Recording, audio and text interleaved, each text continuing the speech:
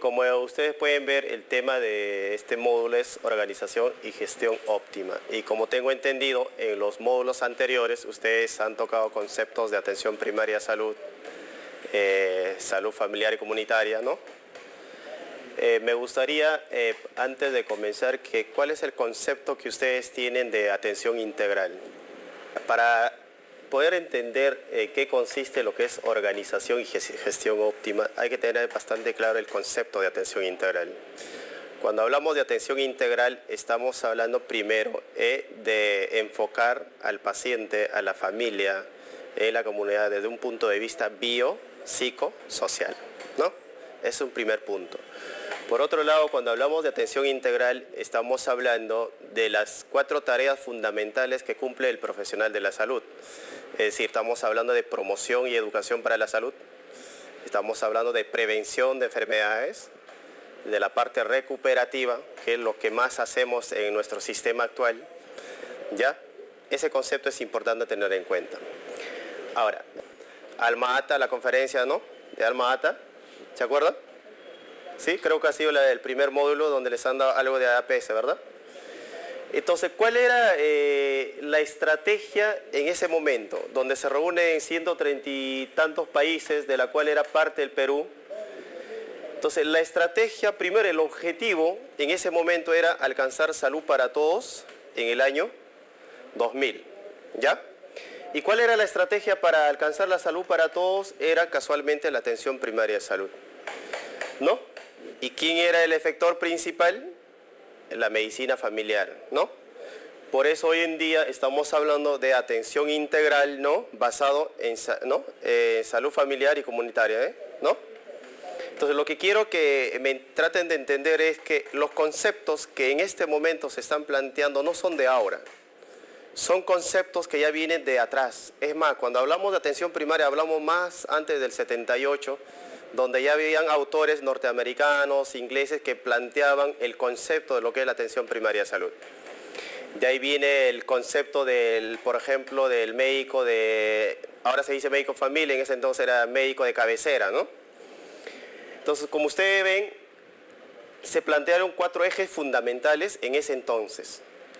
Les estoy haciendo este recuento para que vean después, cuando lleguemos ya a la reforma que está planteando el Estado peruano, se van a dar cuenta que es casi lo mismo, con algunos cambios conceptuales, ¿no? Y cuando hablamos de 4 ejes fundamentales, estamos hablando de participación comunitaria, la intersectorialidad, la descentralización y tecnología apropiada. Siguiente. Entonces ustedes pueden ver en esa figura la atención primaria, sus 4 ejes fundamentales, los componentes que debe tener la medicina familiar. Ojo, cuando hablamos de medicina familiar no estamos hablando solamente del médico, estamos hablando de todos los profesionales de la salud, ¿verdad? Cuando ustedes ven los componentes, ustedes ven el primer componente que dice que la atención primaria de salud debe ser el primer contacto, ¿no?, con la medicina familiar. Pero hay un concepto ahí que ustedes ven, atención integral. Es uno de los componentes. Por tanto, ese concepto no es de ahora, es un concepto de años anteriores. Habla de accesibilidad, responsabilidad, coordinación y continuidad, ¿no? Ahora, cuando tú ves la parte de funciones de la medicina familiar, vuelves a ver una de sus funciones es la atención integral. Por eso actualmente se habla y está en el discurso de la mayoría de las personas que se dedican a la salud pública, promoción, prevención, ¿no? Con énfasis en promoción, prevención, dejar la parte recuperativa, ¿no? Ese es el concepto ahora. Pero en la práctica, ¿se estará haciendo eso? No, ¿verdad? O se está haciendo poco, ¿verdad? Entonces ustedes ven, aparte de eso, el tema como función, la investigación, ven el tema de gerencia e incluso ven el tema de medio ambiente, ¿no? Que son funciones en las cuales cada profesional de la salud tiene que incidir para lograr los objetivos, ¿no?, en el proceso salud-enfermedad. Entonces, a ver, siguiente, vamos a pasar rápido. Ustedes ven ahí declaración Alma Ata, donde se reúnen 134 países, como habíamos mencionado, donde ya sale la definición de salud. Es por primera vez que sale una definición de salud ya con el consenso de estos 134 países, donde dice el estado completo de bienestar físico, mental y social, y no solo la ausencia de afecciones o enfermedades. Es decir, ya no solo ver al paciente desde un punto de vista biológico o ya no ver solamente el dolor, porque ¿cuándo va el paciente a un establecimiento de salud? Cuando le duele algo, ¿no? O cuando tiene algo, ¿verdad? Pero antes no visita el establecimiento. Por tanto, y actualmente, ¿ustedes creen que el profesional de la salud ve desde ese enfoque al paciente? Les pregunto. Actualmente, en su práctica profesional de ¿ustedes ven que los profesionales cuando viene un paciente abordan al paciente desde un punto de vista biopsicosocial o más se enfocan en la parte biológica? ¿Cuáles son las preguntas clases? ¿Qué te duele? ¿Qué tienes? Voy a partir lo que tú me dices. Generalmente cuando siempre pregunto de la atención integral me dicen, sí, lo pasamos para varios servicios, ¿no? Entonces el paciente llega, entonces como un turista pasas por acá, ya. Está bien que hay que pasar por todos los servicios, es parte. Pero cuando hablamos casualmente de abordar desde un punto de vista biopsicosocial, es para todos los profesionales. Si pasa por el área de enfermería, yo tengo que ver desde ese punto de vista al paciente. ¿Por qué? Porque el paciente es un ser social. Vive en un contexto familiar. Por tanto, si hay problemas en casa, va a afectar, va a influir en el proceso salud-enfermedad. Si hay problemas en la sociedad, también. Ustedes ven ahora en el momento qué es lo que existe. Hay problemas sociales actualmente como la delincuencia, drogadicción, ¿no? Todas esas cosas afectan al final el proceso de salud-enfermedad, porque no es lo mismo salir a pasear de noche en un lugar donde es tranquilo, a salir a expensas o a no estar pendiente de lo que podría pasarme, o si me pasa, ¿no? Un accidente de tránsito o me veo envuelto en alguna actividad, ¿no? Fuera de lo normal, por tanto va a afectar mi salud, ¿verdad? Entonces, por eso hay que ver siempre cada profesional desde ese enfoque. Cuando ya necesita la persona de otro profesional, es donde vienen las interconsultas. Pero yo sí tengo que verlo al paciente desde ese punto de vista. Después vamos a llegar un poco más a ese tema más adelante. Siguiente. Así es. Ahora, yo les hago una pregunta. ¿Usted también es enfermera? Obstetriz. Obstetriz. Cuando, por ejemplo, hablamos de examen físico del niño, o la puericultura, ¿no? ¿Cuál es la forma de hacer el examen físico? ¿Es céfalo? Es decir, hay que ver todo, ¿verdad? Ese es un punto, pero todavía desde el punto de vista individual. Y lo que tú me estás diciendo es eso. A veces hay profesionales que no hacen lo que deben hacer, lo que le han enseñado, ¿no? Porque el primer profesional que vea, sea médico, enfermera o obstetra, se supone que tiene que hacer un examen completo y donde tú vas a identificar cosas que posiblemente no es la causa por la que ha venido el paciente. Eso está muy bien. Pero hay que ir más allá.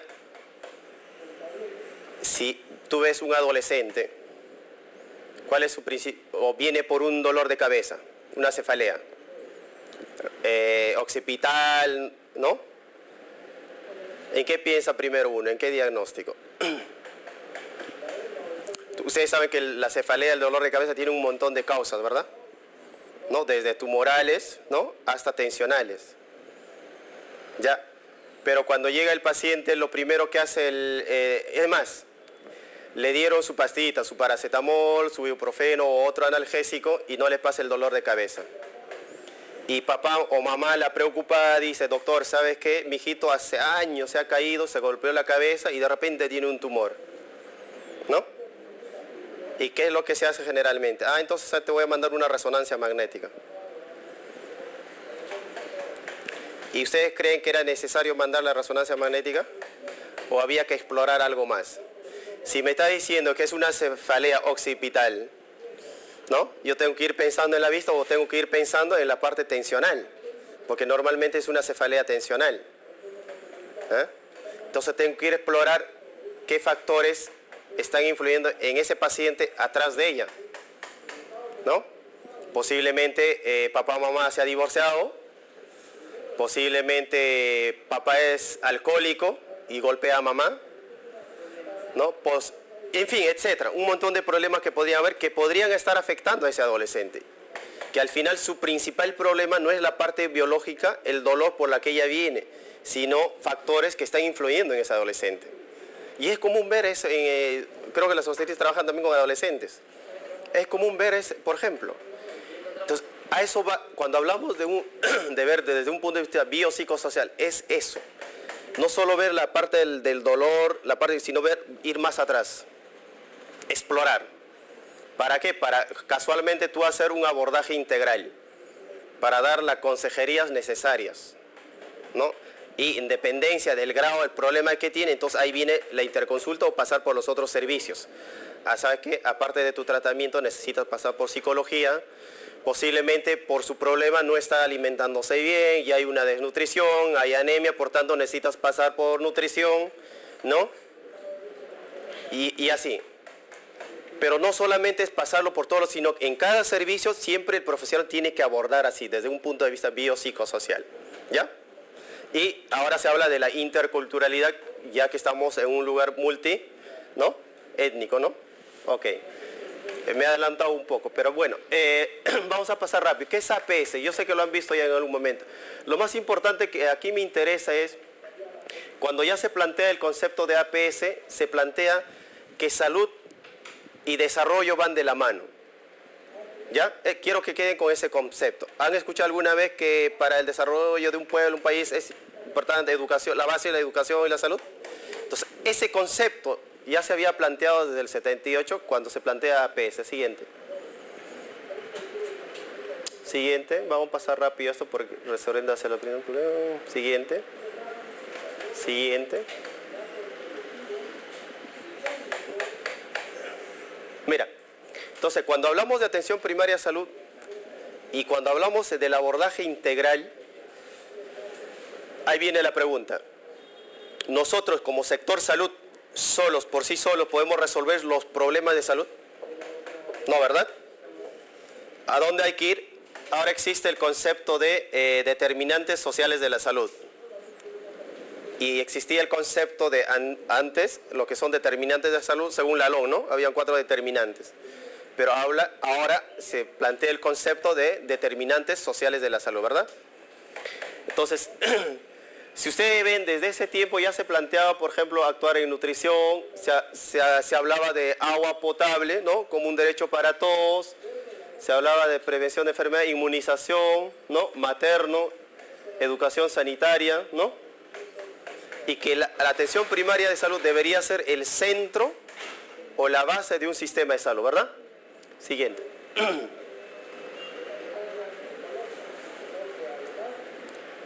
Mira, aspectos operativos de la atención primaria de salud. Planificación en todos los niveles del sistema. Aumento del acceso a los servicios de salud. Fomento de tecnología sanitaria apropiada. Formación de recursos humanos, incluyendo agentes comunitarios. Sistema de referencia y contrarreferencia. Suministro de medicamentos e insumos críticos. Yo les pregunto, ¿ustedes han leído el modelo de atención integral basado en familia y comunidad en algún momento? ¿Ah? ¿O han recibido alguna capacitación en el tema a través del MINS o de la DIRESA, de la red? ¿No? Ya. Después de esto vamos a hablar del MAIS y cómo plantea el tema de organización y de gestión, ¿ya? Entonces, al final de APS, ¿a qué conclusión llegamos? Simplemente, hasta la actualidad, en la mayoría de los países no se ha logrado salud para todos. ¿O en Perú existe salud para todos? No, ¿verdad? ¿No? Hubo una crisis económica internacional, aparentemente en Perú estamos en el boom, ¿no? Hay un crecimiento económico, no obstante los críticos dicen, pero no llega, ¿no?, a la población y tampoco se está invirtiendo mucho en salud, ¿verdad? ¿No? Eso quiere decir que hay falta de voluntad política y hay acuerdos no vinculantes. Siguiente. Entonces, cuando hablamos de atención integral, y ya como lo plantea la atención integral basada en familia y comunidad, que es una norma que sale en 2011, nos plantean dos dimensiones, la dimensión técnico-operativa y la dimensión política. Yo les pregunto, cuando hablamos de desnutrición crónica infantil, ¿no? En menores de 5 años, menores de 3 años. Tú sí estás en la sierra, ¿no? Ya. Ahí hay la fuente de ingreso de las personas es la agricultura, básicamente, ¿no? Un poco de ganadería y, ¿no? Solamente agricultura. Básicamente para el consumo personal o agricultura para vender al mercado. No, es poco lo que... Ya, entonces es difícil, más para ellos. asumo que hay muchas familias pobres. Saben que a tu distrito puede llegar el mejor médico, si acaso especialista en pediatría, puede llegar la mejor nutricionista, en fin, los mejores profesionales, ¿no? Entonces dieron una charla, una sesión demostrativa magistral, ¿no? Con toda la experiencia que tiene el profesional, ¿ya? Entonces, pero si dentro de mi grupo, de la comunidad, mis familias que están con desnutrición crónica son pobres o no tienen los recursos necesarios para alimentarse adecuadamente, ¿no? Para comprar algunos insumos que ella necesita, ¿no? Aparte de eso, no sé si habrá agua potable, no sé si habrá saneamiento básico, ¿no? Entonces, ¿a qué les estoy llevando? Casualmente les estoy llevando a las determinantes sociales. Y la pregunta que les hacía hace un momento era si nosotros como sector salud por sí solos podíamos resolver todos los problemas de salud, ¿no? Entonces, si no hemos hecho una captación precoz de la gestante posiblemente no ha llevado todos sus controles, todos los exámenes que requiere, todos los cuidados que necesita para que el niño tenga buen peso, ¿no? Buena talla. Y es un candidato a ser un niño, es más, nació, posiblemente no lleva lactancia materna exclusiva, ¿no? De repente no hay la alimentación necesaria. Entonces el niño es un potencial a padecer de desnutrición crónica, ¿verdad? Ahora, ya, el niño está ahí, ya nació, ¿no? Pero el niño toma agua cruda, agua no potable, ¿no? Si no hay desagüe, el niño hace su caquita donde pueda, ¿no? Entonces, ¿eso a qué te lleva? Son factores de riesgo acá. Esa morbilidad, las iras, ¿no? Parasitismo, ¿no? Y eso a su vez, ¿a qué influye? A la desnutrición crónica. Entonces lo que quiero decir es, no solamente es tener los profesionales capacitados, ¿no? Sino es ver desde un punto de vista casualmente más íntegra. Por eso te habla, ya el nuevo enfoque del MAIS, te hablan que existe una dimensión técnico-operativo, que serían ustedes, ¿no? Y habla de una dimensión política. ¿Qué quiere decir? Que debe haber una política a nivel nacional, regional y local. Pero una política articulada. Ahora vamos a ver. ¿Se acuerdan que en APS vimos la intersectorialidad? Y ahora vamos a llegar a eso. Sigue. A ver. ¿Para qué? Para que abordar, ¿no? A la comunidad desde el punto de vista de atención a la persona, a la familia y a la comunidad, ¿verdad? ¿No? Como habíamos comentado. A ver, otro clic. Siguiente. Entonces, cuando hablamos de componentes de MAIS, basada en familia y comunidad, el primer componente que nos plantea, ¿cuál es el primer componente de MAIS?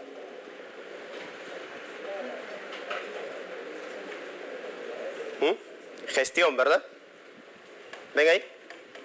El primer componente del MAIS es prácticas óptimas de gestión, ¿no? ¿Y qué te plantea el punto número 1?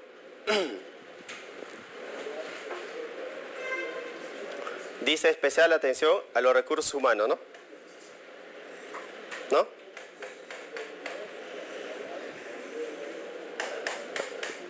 Yo les pregunto algo. Cuando hablamos al principio de atención primaria de salud, ¿quién era el principal efector? ¿Se acuerdan?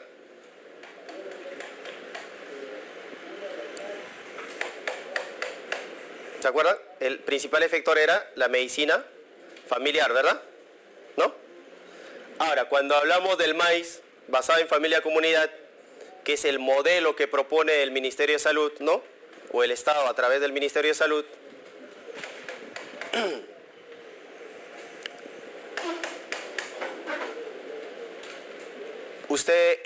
¿ustedes saben el antecedente del MAIS? ¿Desde cuándo nace como modelo? 2003, 2004, ¿verdad? ¿No? La operativización sale en 2006. Y la pregunta es si en la región Ancash hay una experiencia que diga que ha planteado el modelo del MAIS y tiene resultados óptimos en este momento. ¿Hay? Pregunto. ¿Hay? Y se han preguntado por qué no funciona, no se ha aplicado el modelo que planteó en ese entonces el Ministerio de Salud. A pesar de que hubo capacitaciones, posiblemente a pesar de que hubo visitas de MINSA, por lo que veo han aplicado ficha familiar, pero el modelo como tal se ha logrado institucionalizar, hay resultados. ¿Se han preguntado por qué no hay? Hablamos de gestión óptima, uno de los puntos que hay que ver es eso, la capacidad es, ¿no?, la formación necesaria del profesional para afrontar, ¿no?, la realidad, en este caso en el primer nivel, ¿no? Si desde mi formación de pregrado no me han enseñado, o si me han enseñado ha sido poco, y no tengo especialistas en medicina familiar, o existen en el Perú muchos especialistas en medicina familiar, hay muy pocos, ¿verdad? ¿Cómo yo puedo llevar adelante un modelo si no tengo los profesionales capacitados? Entonces, ese era uno de los interrogantes que se hacía cuando, me acuerdo, el año 2008-2009 se planteaba el tema de la estrategia de salud familiar. El que les habla, tuve la oportunidad por parte del Colegio Médico de Lima ser parte de varias reuniones donde se hacía estos cuestionamientos. Y es así que el 2009 sale la Estrategia Nacional de Medicina Familiar. Y cuando sale la Estrategia de Medicina Familiar, se empieza a cuestionar el MAIS. Entonces, al cuestionarse el MAIS, en esa mesa técnica se empieza a trabajar, por eso que sale el MAIS de 2011. Y ahí era uno de los planteamientos, pero ¿quién lo hace? Ya, está el modelo, la parte conceptual, pero ¿quién lo hace? Si los profesionales básicamente están formados para atender mayormente la parte recuperativa. Y si hablamos de médicos, peor todavía. Nuestros colegas son los que menos hacen actividades de promoción, prevención o son más recios. Y yo sé que por lo menos lo que son los otros profesionales, tanto enfermería, obstetricia, son los que más, de alguna forma, hacen esas actividades, ¿verdad? ¿Me equivoco? ¿Me equivoco, doctora? ¿No? Entonces, para tener una gestión óptima, una de las cosas que hay que trabajar es el área de capacitación de nuestros recursos humanos, y no solo la capacitación, porque una de las cosas por la cual se veía que el MAIS era inviable es el tema de la brecha de recursos humanos. Porque ¿qué es lo que te pide el MAIS? Sectorizar, ¿no? ¿No? Una cantidad de familias, ¿no?, por profesional, pero si no tienes los suficientes profesionales, tampoco puedes abordar y llegar a toda la población, ¿no? Eso es lo que le decía, ¿cómo y qué abordamos? Casualmente te iba a preguntar, ya, ustedes han aplicado la ficha familiar y ustedes se han preguntado qué utilidad tiene la ficha familiar. Claro, a lo que yo le Tú has dicho una cosa, un objetivo, ver la familia en riesgo, pero la ficha familiar no solo tiene ese objetivo. Claro, pero si no, ¿qué le digo? O sea, si nosotros, o sea, no nos dan una buena orientación de dónde la factura para nosotros exacto. poder, o sea, determinar, esto encontraste, entonces tenemos que tomar estas y estas decisiones para poder. Ajá. Esa es la parte Exacto. principal. Ahora, a eso es lo que quería llegar. Si hablamos de gestión óptima, no solo es plantear el modelo, ¿no?, desde Lima de repente, sino quién lo hace y quién está capacitado. Y si no están capacitados, ¿cuál es la estrategia que yo he llevado para yo capacitar a los profesionales de la salud que están en el primer nivel? Ojo, APS no solo es primer nivel, APS recorre todos los niveles. lo que mayormente se trabaja en el primer nivel. ¿Ya? Ese concepto tienen que tener claro, porque cuando se empieza a hablar de APS, mucha gente tiene, cuando yo hago entrevista al personal, por ejemplo, para que entre al proyecto Médico Familia, lo primero que me dice es algo primario que hay que hacer, visitar las casas. Atención primaria engloba mucho más que eso. Y atención primaria se habla desde primer nivel hasta el nivel más alto. O empieza a preguntar cuál es el concepto de prevención. ¿Ya? Entonces es un punto. El otro punto es, cuando hablamos de gestión óptima, el tema de gestión articulada de los servicios de salud.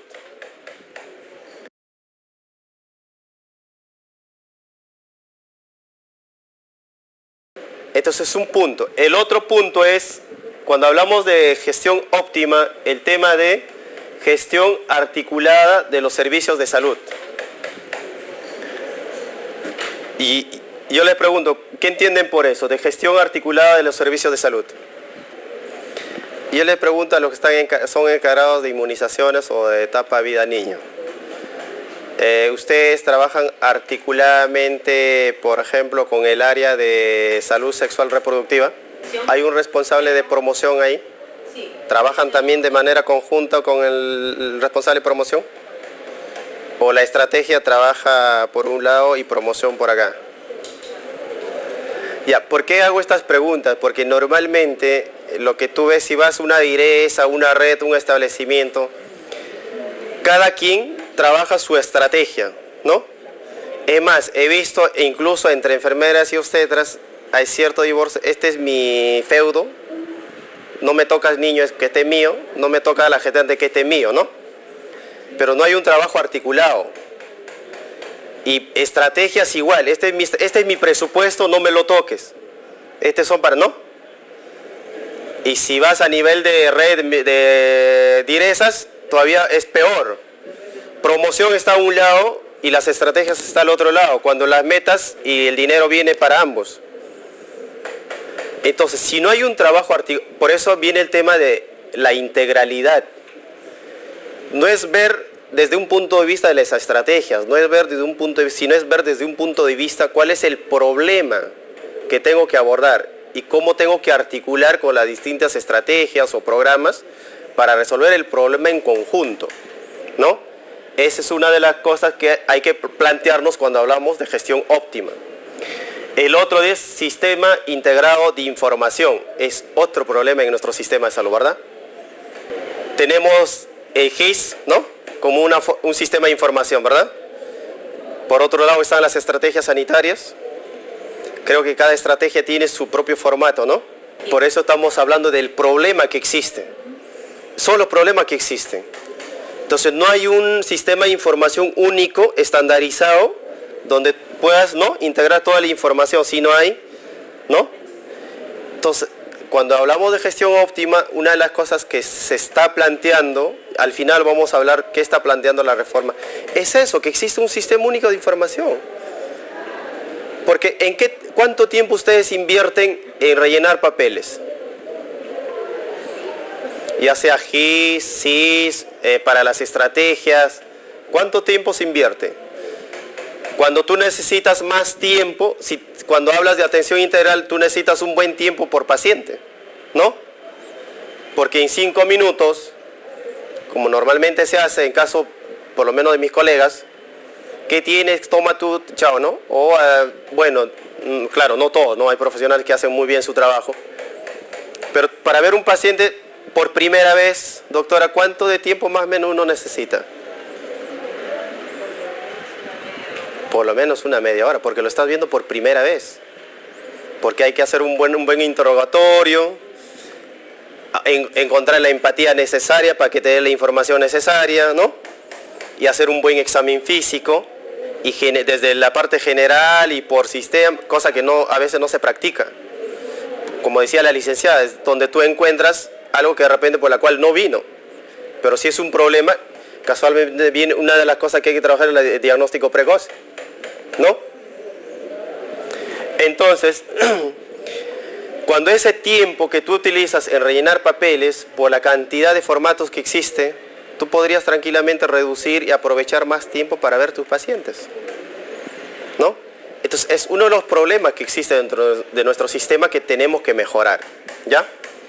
Ahora, cuando hablamos de organización adecuada en red, porque es otro concepto que está entrando, ¿no? Redes integradas, ¿han escuchado de la RIS? Es otro concepto que está entregando. Ahora, ahí nos preguntamos, lo que se plantea es organización en redes.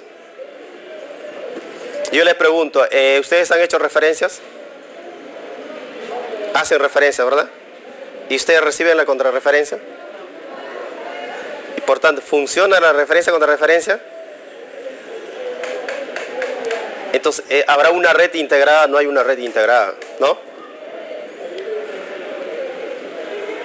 Ahora, aparte de eso, ya juntando los dos, nuestro sistema lamentablemente está fragmentado, ¿no? Está segmentado, hay subsistemas. Si nos ubicamos en la red de, ¿cómo se llama la red de Chimbote? Ya, en esta red nos ubicamos, hay establecimientos de la red de MINSA, ¿verdad? Establecimientos de salud. Supongo que hay establecimientos de las Fuerzas Armadas, de la policía. Hay establecimientos privados. Yo les pregunto, ¿ellos articulan? ¿O cada quien trabaja su propio sistema? Yo trabajé en salud un tiempo. Bueno, le digo porque con la enfermera que también tiene en salud, lo que conversamos, digamos, están tomando algunas cosas también lo que es día del MINSA, cuando información, cosa que antes no se veía. A ver, el ente rector es el MINSA, en papeles. Pero el de salud ya de por sí se convierte en un subsistema, porque actúa, se basa en la norma que plantea el MINSA, pero su subsistema es diferente a lo que hace normalmente nosotros trabajamos a nivel de MINSA. Y pasa lo mismo, ¿no? Con el tema de... Ahora, el de salud podrá llegar a toda su población asegurada, ¿no? A los que logran llegar y logran coger una cita. Y quien se compra todo el lío es el MINSA, ¿no? Ahora, hablamos de las Fuerzas Armadas, policía, es otro subsistema, la parte privada. Ahora, ¿quiénes llegan a la parte privada? ¿O quiénes logran asegurarse en la parte privada que no sea de salud? Los que tienen poder económico, ¿no? Y los que están en salud, los que de alguna forma tienen un trabajo, si acaso están por CAS o bueno, nombrados, ¿no? Pero si estoy por tercero tampoco tengo esa opción. Entonces hay un gran porcentaje todavía que no tiene ningún tipo de seguro. Y nace el tema del SIS. Y el Seguro Integral de Salud por sí solo, ustedes se han preguntado si realmente es para los pobres, extrema pobreza, o a veces al más pobre es el que no tiene el seguro. Esa es una realidad. Ahora, cuando hablamos de gestión y organización óptima, y les planteo este problema, imagínense llega un paciente a su establecimiento y es pobre, no tiene nada, ni para comprarse ni un sol, ni es más, ni siquiera tiene para la consulta. Resulta que no tiene seguro. ¿Qué hacen ustedes? Y resulta que no tiene DNI. Es más, le pongo peor, no tiene partida de nacimiento. ¿Qué haces? ¿Lo dejas y te permiten exonerarlo?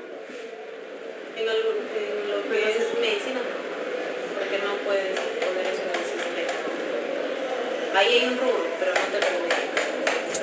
Ahora, ahí viene la pregunta, ¿estará nuestro sistema realmente atendiendo a los más necesitados? ¿O al final se convierte en una forma de exclusión? ¿Ah? Pero ustedes alguien se ha topado con ese problema que le estoy planteando. Pero ¿cuál ha sido su respuesta usted ya como profesional? Porque el sistema te pone barreras y trabas, al final no se puede atender al paciente. ¿Ustedes qué han hecho?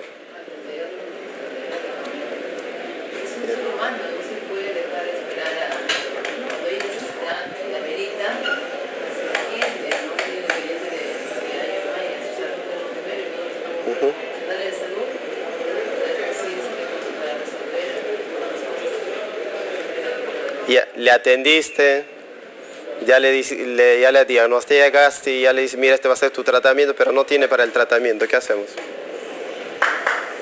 Complicado, ¿verdad?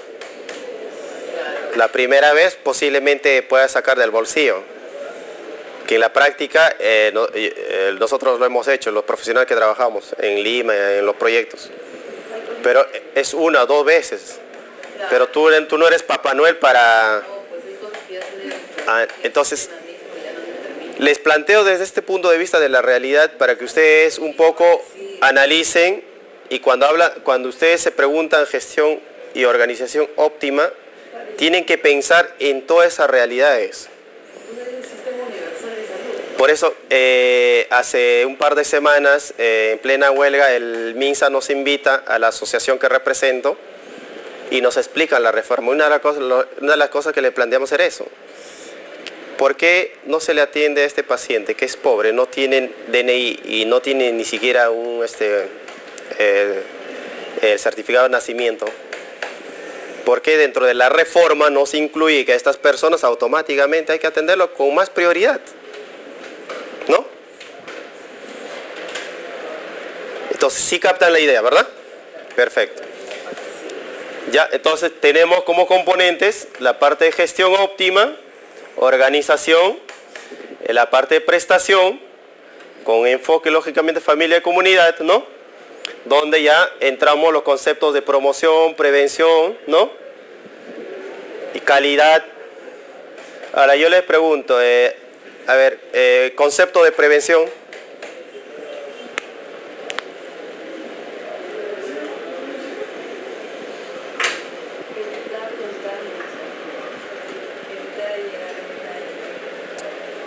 Antes de la enfermedad, ¿no? Pero hay prevención primaria, secundaria, terciaria. Un ejemplo, a ver, las enfermedades tienen que saber, un ejemplo de prevención primaria.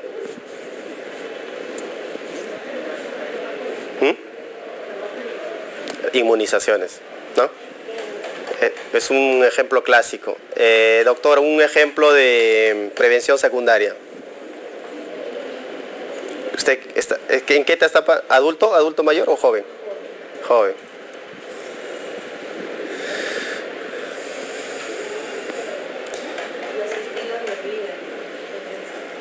Ese es más promoción. Cuando hablamos de prevención primaria es anticiparse a la enfermedad. Pero cuando ya hablamos de prevención secundaria estamos hablando de pacientes diagnosticados, como las no transmisibles. Hipertenso diabético ya tiene diagnóstico, tratamiento, en que hay que trabajar en evitar que lleguen a las complicaciones que lleva estas enfermedades, ¿no? Y cuando ya hablamos de terciario estamos hablando de pacientes discapacitados. Hay algunos autores que clasifican incluso hasta la cuaternaria, ¿no? Entonces, por eso cuando hablamos de atención primaria de salud no solo estamos hablando de primer nivel, sino estamos hablando de todos los niveles, porque a cada nivel le corresponde hacer la actividad preventiva. Lógico, la parte más importante está en el primer nivel, ¿no? Donde se supone que tenemos que resolver el 80% de los problemas de salud, ¿no? A ese nivel, ¿verdad?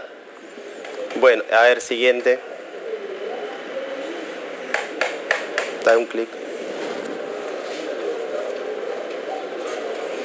Entonces, la OPS, la OMS y ahora el MINSA con el tema de maíz está planteando, hay un concepto nuevo de redes integradas. Pero acá lo que les quería mostrar es, dale otro clic, otro. Ya, cuando hablamos del tema de...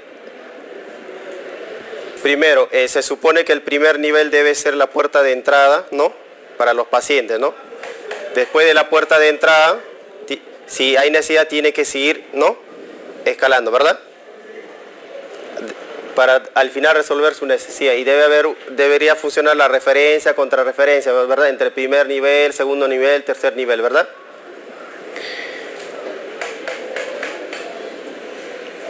Pero hay un detalle. Cuando nosotros hablamos de atención primaria de salud, hablamos de que debe existir la participación comunitaria, ¿verdad? ¿Se acuerdan? Una de las ejes de la atención primaria era la participación activa de la comunidad. Entonces yo les pregunto, ustedes han hecho charlas, me imagino, sesiones demostrativas, ¿no? Porque es parte de las metas que les pide, ¿verdad? En una charla, ¿cuántas personas han asistido? Un mínimo y un máximo. Doctor, ¿usted ha convocado algún momento a la etapa joven? ¿No? ¿Usted, licenciada, que es la que más... ¿Usted ha hecho charlas, sesiones demostrativas? ¿Cuántas personas han llegado un máximo y un mínimo?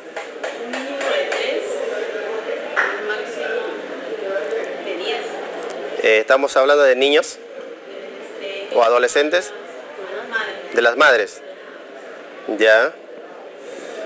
Imaginémonos que tenemos en nuestra jurisdicción 100 madres. Ya. Y tú llamas para tu sesión demostrativa, para tu charla, y llegan 10. Ya con una difusión y bueno, con todas las estrategias. Entonces tú has dado magistralmente tu charla, tu sesión demostrativa para este grupo. Ahora, de estos 10, la pregunta es, ¿quiénes te han captado y cuántos ponen en práctica las recomendaciones que tú le has dado? ¿Los 10? 5, 1, ninguno, posiblemente. Pero eso tendríamos que ahora, o sea, si nos ponemos en el aspecto de lo que es una sesión educativa en base a nutrición. Al final, ¿qué estamos haciendo? Estamos perdiendo tiempo y dinero.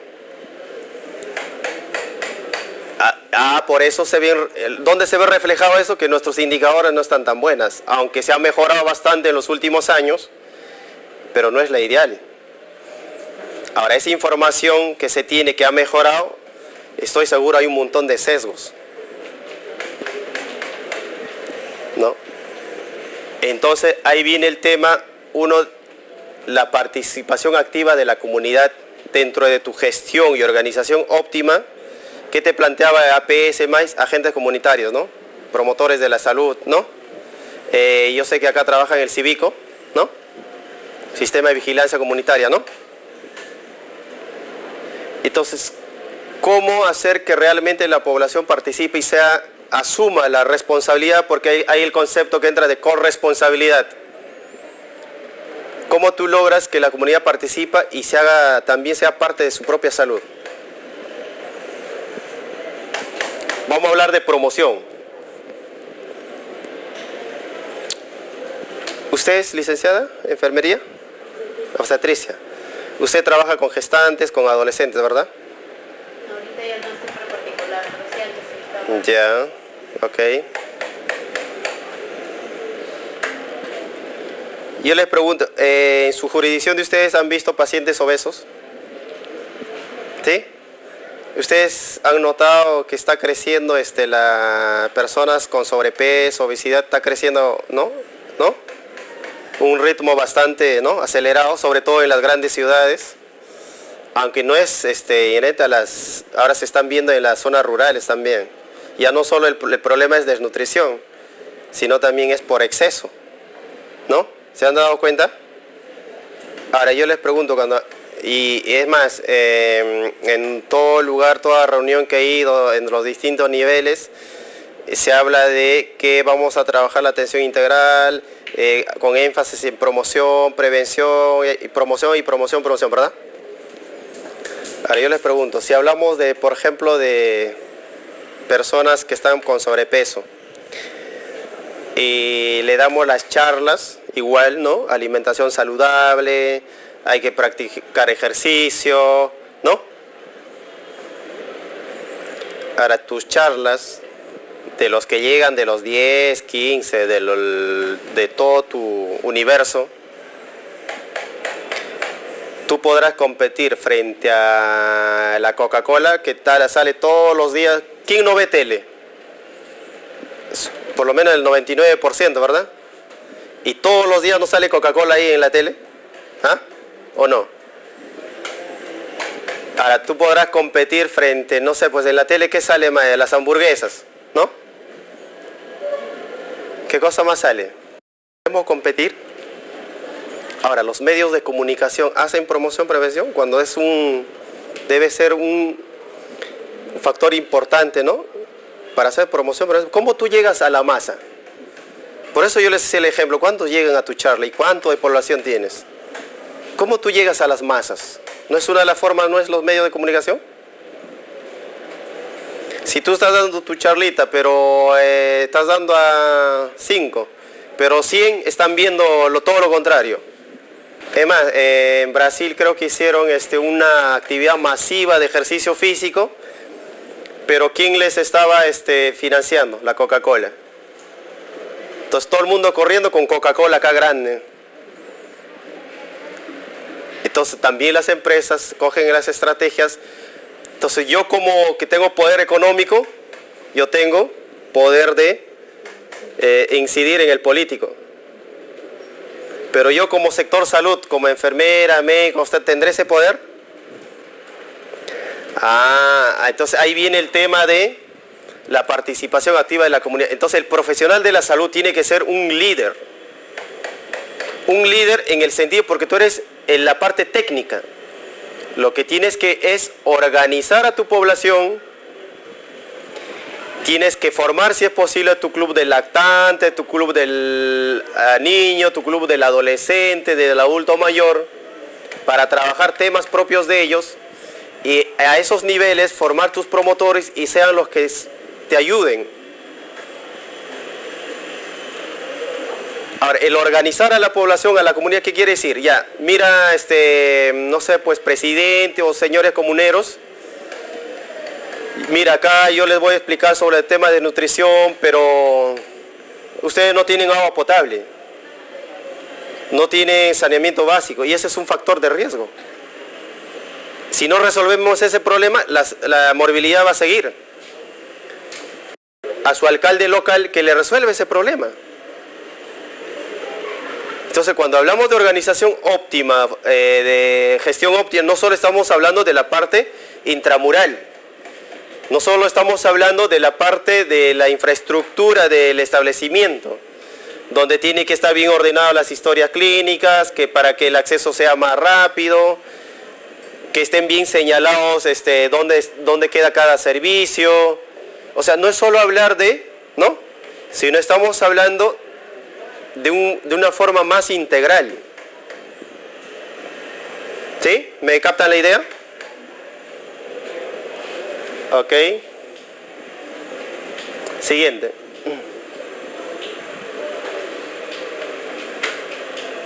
Entonces, el MAIS, ¿qué te plantea? Ya hablamos de recursos humanos, ¿no? Que deben ser capacitados, óptimos para desarrollar la atención primaria de salud. Debe haber buen equipamiento, materiales necesarios. Siguiente. ¿Qué más te plantea dentro de su organización? El concepto de carpeta familiar, que simplemente dice que en la carpeta debe ir la ficha familiar y ¿no? la historia clínica por etapas de vida, ¿verdad? Para que sea más fácil de localizar a la familia completa, ¿no? ¿No? Es una forma de organización para optimizar, ¿no? ¿no? Pero si ustedes ven, es desde un punto de vista más de proceso, ¿no? No es desde un punto de vista de resultados, de indicadores, ¿no? Que está bien. Antes que salud familiar, Ajá. se trabajó en el civismo. Sí, yo sé que hay experiencias anteriores, hay experiencias anteriores, yo sé en Cajamarca, Anca, yo sé hay buena experiencia que ha sido incluso el punto de partida para que salga el maíz, ¿ya? Pero son esos, es lo que te está planteando el MAI y te plantea, aparte de utilizar instrumentos, por ejemplo, ahí veo un calendario, ¿no? De ayuda, ¿no? ¿Ven el cuadrito ahí? ¿Ven esa parte azul? ¿Saben qué es?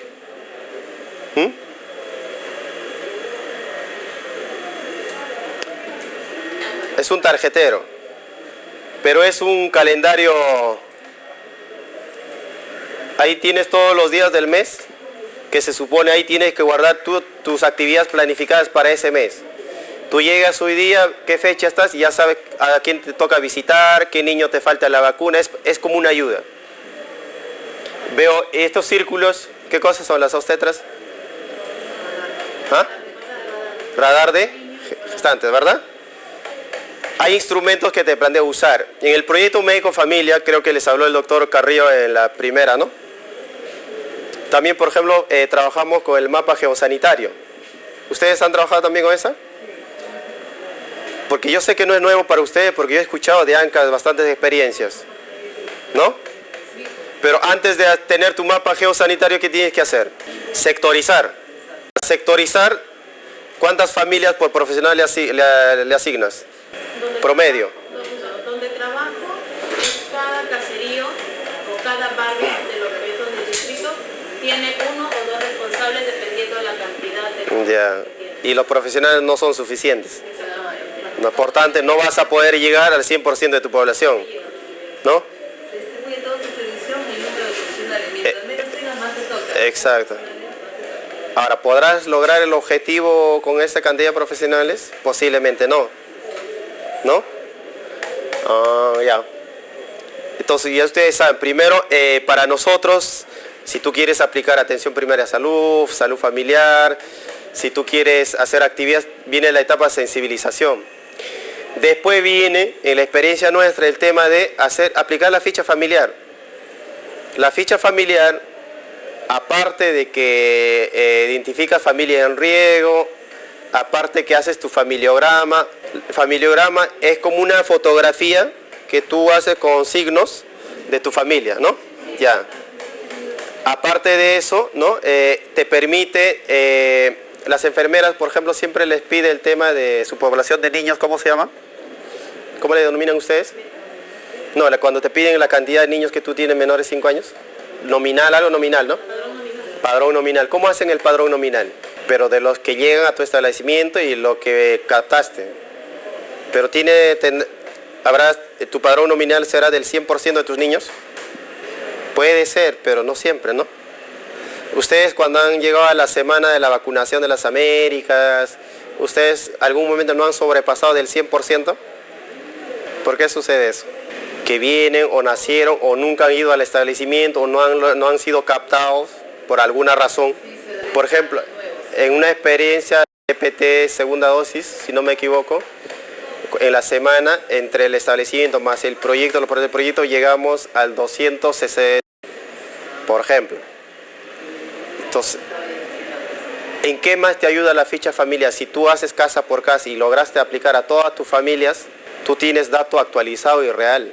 Y en el sistema cubano, por ejemplo, cuando aplican su ficha familiar, lo actualizan o tienen la obligación de actualizarlo cada 3 meses, 4 meses, por las mismas migraciones, por el tema mismo de nuevos nacimientos, posiblemente pueden haber muertes, no sé, en fin, ¿no? Una serie de factores. Ahora, ¿ustedes cuántas veces han actualizado la ficha familiar? Seguro que nunca.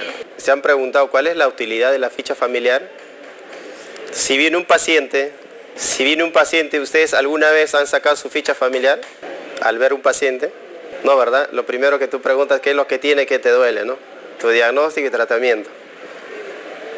Pero cuando tú sacas la ficha familiar, si estamos hablando que hay que abordar al paciente desde un punto de vista biopsicosocial, integral, cuando yo veo la ficha familiar y veo familiograma, yo tengo una idea de qué tipo de familia viene y cuáles son los posibles problemas que viene por detrás de ese paciente, ¿no? Pero si no, si lo voy a tener guardadito, ya mi carpetita bien bonita y para la supervisión, no. Entonces, dentro de su organización, dentro de la gestión óptima, es importante tener claro el porqué de los instrumentos que se está planteando, ¿no? Ahora, cuando tú logras aplicar tu ficha, te fuiste a casa por casa, a todas las familias, porque el ir a la casa, ¿será lo mismo rellenar la ficha en consultorio que en casa? No es lo mismo, ¿verdad? Entonces, ¿qué es lo que nosotros hacemos en el proyecto? Como primera etapa hacemos casa por casa, aplicamos la ficha familiar, porque aparte de ver toda la parte de principales problemas, te permite ver los factores de riesgo, los problemas, ¿no? Socioeconómicos, ¿no? tanto dentro como fuera de la casa, ¿no? Pero después de eso, para la actualización, ¿qué hago yo?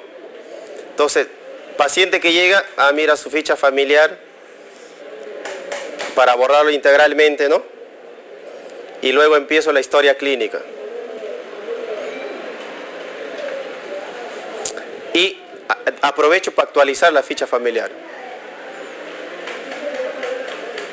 Es una forma de actualizar la ficha familiar en consultorio. Claro, si tengo una demanda extrema, pues lo más rápido es, para tener una idea, veo la ficha y ya empiezo con el tema individual, ¿verdad? Entonces tienen que organizarse. Bueno, siguiente. Y acá algunos aspectos que el mismo MAI propone, ¿no? Las actividades que hay que hacer a nivel individual, a nivel familiar, ¿no? Dentro de ello está la visita domiciliarias, a nivel comunitario, acá te hablan de promoción, organización, ¿no? Comunales, ¿no? Control ambiental, campaña de salud integral, bueno, todo lo que es promoción, y ya hemos hablado hasta qué medida podemos nosotros influir en la comunidad en el tema promoción, prevención, educación, y qué estrategias deberíamos nosotros dentro de nuestra organización aplicar para realmente llegar a las masas. Porque si siguen trabajando en base a charlas con 5 o 10 personas, están perdiendo el tiempo, se está perdiendo dinero, ¿ya? También está el tema de administración, gestión y las cosas que fuimos conversando, que implica tema laboratorio y farmacia. El tema medicamentos es todo un problema. El desabastecimiento, docencia e investigación, siguiente. Entonces, acá habla de la parte extramural, es lo que ya habíamos conversado ya. El otro tema que quería plantearles. Ya hablamos de participación comunitaria como eje de la atención primaria a salud, como una forma de organizarse, ¿no? Dentro de la organización óptima gestión óptima. Pero dentro de esta gestión óptima también tiene que estar la parte de intersectorialidad, que es uno de los ejes de la atención primaria. Por eso le decía que no es un concepto nuevo lo que plantea el MAIS. Son conceptos ya desde el 78 y atrás. ¿Y en qué consiste la intersectorialidad? Yo les hacía una pregunta, les hice 2 o 3 veces.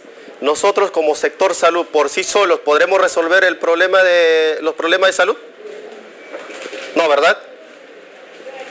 Por ejemplo, si yo quiero trabajar con adolescentes, ¿dónde están mayormente los adolescentes? En el colegio, ¿verdad? Por tanto, yo tengo que tener una alianza estratégica con el sector de educación, ¿no? Ahora, cuando yo hablo del tema de determinantes sociales de la salud, para tener una buena salud tienes que tener agua potable, saneamiento básico, tienes que tener vivienda. ¿Y tema vivienda quién resuelve? Tema agua, ¿eso a quién resuelve? Cuando hablamos de nutrición, también no ve ahora el MIDIS con el tema de la inclusión social. ¿Ah? ¿Quiénes ven el tema de Caliwarma? ¿Quiénes administran o ven el tema de los guaguaguas, o ahora se llama los cunamás? ¿Qué sector lo ve? ¿Nosotros? Por tanto, hay que trabajar de manera articulada, pero en la práctica de ustedes, en la práctica acá en la región, ¿hay esa articulación o Direza trabaja casi por sí sola? Los otros sectores trabajan por sí sola. Al final, ¿qué hay? Duplicidad ¿no? Es más, trabajan por su lado, hay duplicidad, al final no resuelves el problema, ¿no?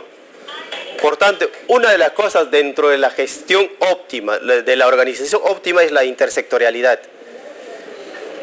Como gestor, como profesional, tú tienes que lograr articular con otros sectores para obtener realmente resultados. Porque solamente dedicándote en tu sector y más todavía a la parte recuperativa no vas a resolver nada.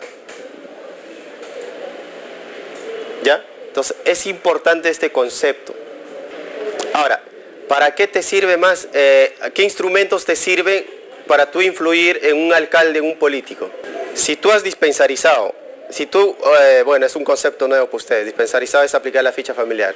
Si has aplicado la ficha familiar, ya tienes por lo menos un 70% de tu ASIS, ya hiciste tu ASIS, identificaste los principales problemas, ¿no? De las cuales priorizaste. En la metodología que plantea el MINSA en ASIS Local 2011, te habla que hay que hacer la priorización con participación de la comunidad, ¿verdad? Tú llegaste a un establecimiento. Lo primero, ¿qué es lo que tienes que hacer? Dentro de tu forma de organizarte, dentro de tu gestión, ¿qué tienes que hacer? Tú llegaste y te pones a atender y te vas para tu casa, el día siguiente llegas a atender, te vas para tu casa.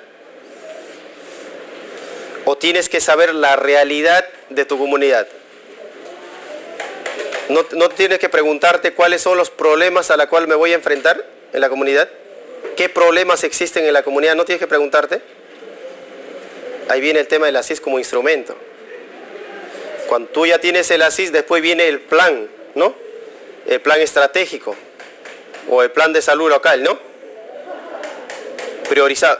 Y estos instrumentos nos sirven para influir también en los gobiernos locales y regionales. Mira, estos son los problemas y usted necesita resolver estos problemas para resolver el problema de salud. Ok, mira, punto número 1, ustedes ven sectorización que conversamos, ¿verdad? Y los problemas que existen. Punto número 2, tienes la comunidad. Acá está la familia, en su comunidad, los servicios de salud, y tienes, a través de tu ficha familiar, tú haces un diagnóstico inicial, ¿verdad? Haces un diagnóstico y ese diagnóstico te sirve para plantear tu plan de intervención, ¿no? Siguiente. Por supuesto, tu plan de intervención tiene que estar tanto a nivel del establecimiento intramural como fuera del establecimiento extramural, ¿no? Pero tienes que verlo desde un punto de vista de los determinantes sociales de salud, lo que conversamos. ¿Para qué? Después todo esto, para que tú puedas influir en el político y realmente se pueda aplicar políticas públicas saludables. ¿Ya? Es un cuadrito para que ustedes hagan un análisis. Este es un ejemplo de familiograma. ¿Ya? Si ustedes se dan cuenta, hay adolescentes, ¿verdad? Hay niños, ¿no? Ustedes ven a Nancy. ¿Qué problema tiene? Ya, si Nancy llega a tu consultorio, llega con ansiedad,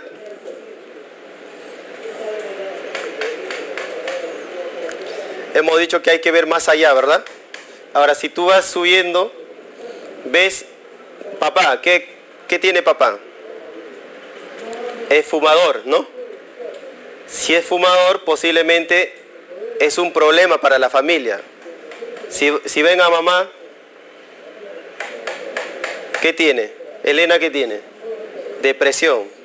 ¿Por qué será? Porque posiblemente papá, aparte de fumador, es alcohólico, posiblemente golpea a mamá, o posiblemente no se va con la vecina, ¿no? Algún factor está afectando a Elena, ¿verdad? ¿Ah?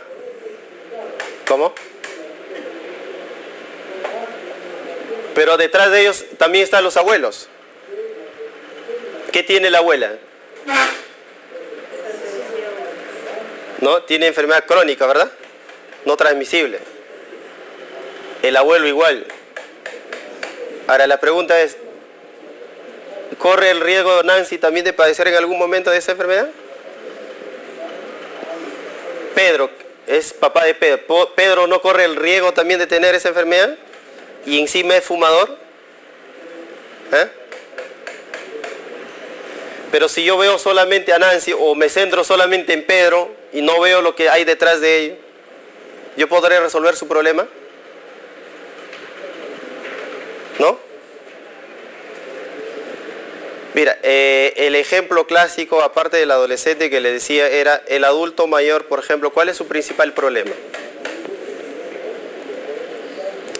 Un adulto que llega a tu consultorio y te dice, doctor o doctora o licenciada, me duele mi cuerpo todo, desde la punta de mi pelo hasta la punta de mi pie. No, doctora, ¿no escucha eso clásicamente de un viejito? Ya me he tomado este medicamento, este otro medicamento, me he ido al neurólogo, me he ido a todos los especialistas, me he recorrido Chimbote, me he ido a Lima, Solidaridad, pero sigue mi problema. ¿Y tú le darás solución si ya se ha recorrido por todos los especialistas, se ha tomado todos los medicamentos? Pero el dolor continúa. En la práctica profesional, personal, en 15 o 20 o media hora, dependiendo del paciente, en 20 a 30 minutos de abordar ese paciente, el adulto sale de tu consultorio sano, sin haber usado un medicamento. ¿Por qué? Porque ¿cuál es su principal problema del adulto mayor? Se ha jubilado, ¿no? No tiene en dónde dedicarse. Ha pasado tantos años de su vida en algo y de repente se lo quitan. Otro problema, sus hijos ya se alejaron, han constituido su familia o por motivo de estudio ya están lejos. Se siente solo, no tiene con quién conversar, ¿no?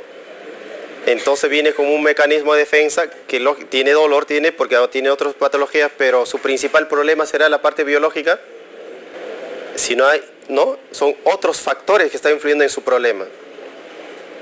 Por eso es que de la experiencia que les cuento no hace uno, sino siempre, tanto en MINSA como en eSalud,